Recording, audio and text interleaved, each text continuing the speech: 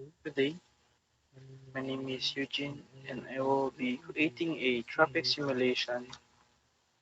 So adjust mo muna tayo ng settings. Signal lines, 2 may mga secondary. 40.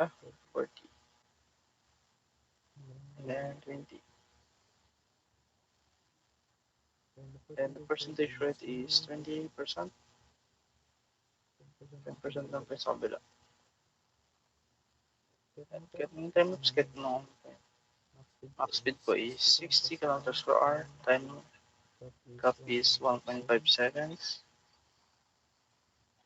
Yeah, okay na po yung ganyang setting. So,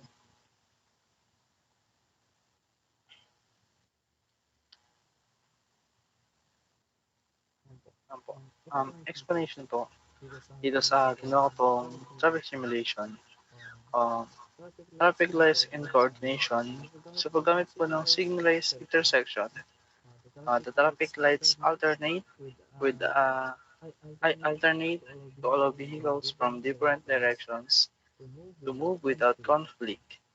This helps in reducing congestion and improving traffic flow efficiency. Sa lane configuration naman po, I have the two main lane and the one secondary lane.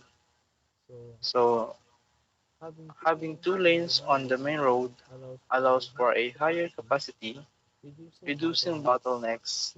The single lane on the secondary road is sufficient to handle its lower traffic volume without causing delays. So, on the percentage settings naman po, it reflects realistic turning behaviors. Um, like the settings ensure that the traffic patterns at the intersections are representative of actual conditions. More vehicles turning right than left is typically in many real-world scenarios.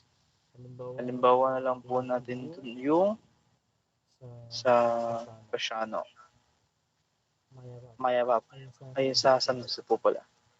Ito po yung expressway, Pasiano, ito po sa taas, and then Mayabap po yung sa baba.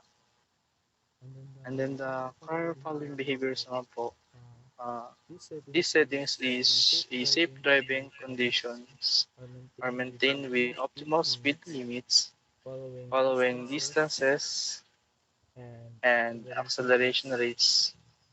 It ensures that the simulation reflects realistic and safe driving behaviors.